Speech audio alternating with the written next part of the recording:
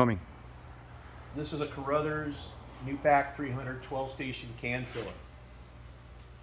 It has an adjustable spring pressure on the upper plungers to control how much pressure you apply to your product, which has an effect of tightening your weight control or loosening your weight control. It's very product dependent. Difficult to compress product, you increase the spring pressure. Okay, and a really easy to compress product, you would lighten up the spring pressure. You've got 1, 2, 3, 4, 5 settings on each tier. Right now we're in the second tier, first setting, just to start the machine out and see how it operates. Okay, you have your upper plungers. Again, you have your spring pressure adjustment. You have your weight control adjustment here. You dial your cam up to decrease the amount of weight you want in the can, or you can increase your weight by dialing the cam down. You have an indicator here that shows you where you're at, so you can go back to that setting every time you clean the machine, start up in the morning. You can go back to that setting every time and start your production.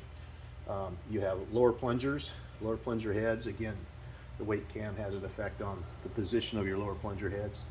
You have a knockdown cam, which knocks your your lower plungers out of the way, rather, so your shuttle pockets can come out and tamp into the cans that are waiting down here on the can deck.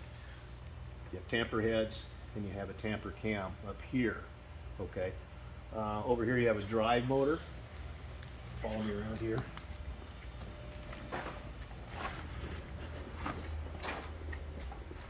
This drive motor has a pin, okay, with notches, and it aligns with the hole. So what you can do is you can take that pin and put it in the first position. There's 2 notches. Put it in the first position. You've got a spring detent pin. You can turn the machine without turning the motor itself. If you want to engage the machine, you line up the holes, push the pin all the way down, and now you engage the motor. And the reason that's there is so you can turn the machine manually without having to turn through the gearbox and the motor. It makes it a lot easier to turn while you're disassembling and reassembling the machine for cleaning. Okay, so what I'm going to do is I'm going to disassemble this machine like you would for cleaning. We have a cleaning cart somewhere. Where's that cleaning cart, Joe? Behind the forklift. Oh, there it is. Okay, cool.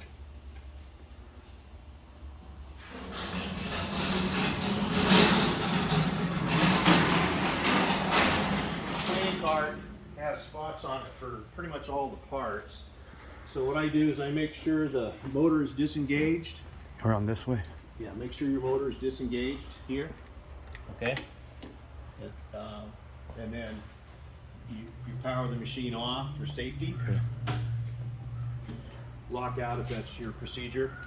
Then you begin the disassembly procedure. So you've got I take an Allen wrench, if I don't drop it. I take an Allen wrench, and there's a detent pin. You push that in, give it a twist, pull down. There's a spring-loaded detent pin. And to assemble the machine, it's the reverse of that. To assemble the heads, push that detent pin in, give it a twist, and you hear it snap in, and you pull on it. Make sure that's engaged. Again, this is very important. If the head drops off, if you do not engage that pin, that head drops off while the machine is turning. It's a catastrophic crash. So here we go. You take the head off to put it back on. You also have a little ramp right here that helps you position it. So I push it in, turn it, snap, pull on it. We're good to go. So let's go ahead and disassemble the machine. Take the head off, goes on the rack. Okay. Next thing I want to do is I'm going to take the knife off, which I probably should have started with.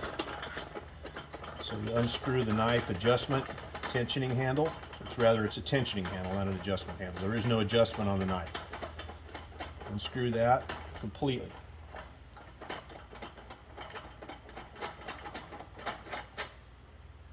Set there. Unscrew this is called a buckhorn.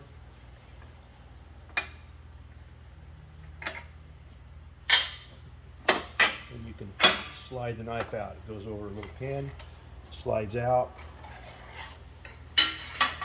There's your knife in hand, okay? What I do to protect the threads is I screw the handle back on to protect the threads, okay? So there's a spot on the cleaning cart for this.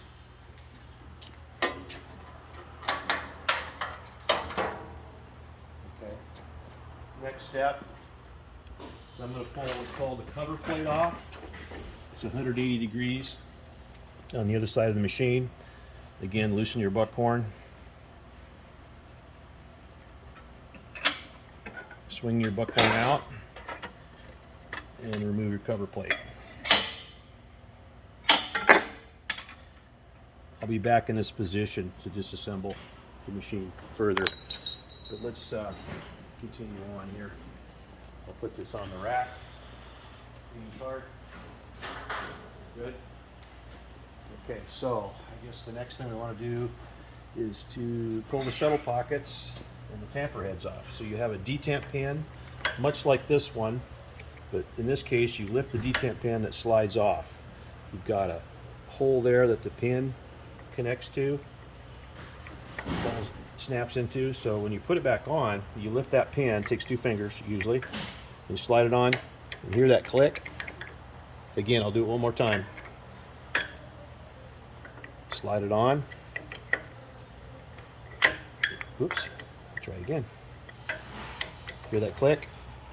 That's what you're looking for. If you don't hear that click, you don't have it on correctly. If it falls off while the machine is running, another catastrophic crash could occur or will occur. Okay, so I'm going to go ahead and disassemble the heads. Get this cleaning cart here. Pull your heads off, or your pockets off. The machine as such. And you can rotate the machine. I got this engaged. Yep. Oh, I forgot one step. My bad. At this point, you can pull the shuttle plate inserts off.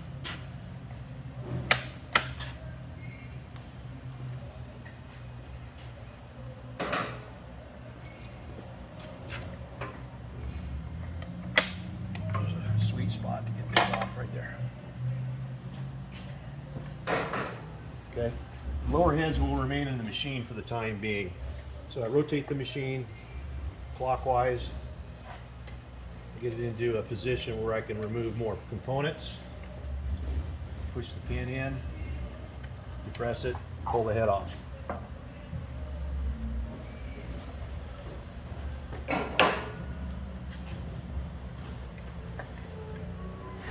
Pull the pockets out, tamper heads off.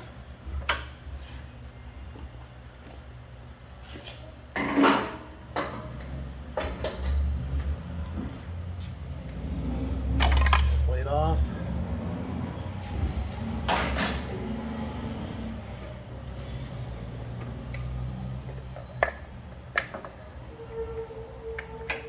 This is the procedure you use every day for cleaning.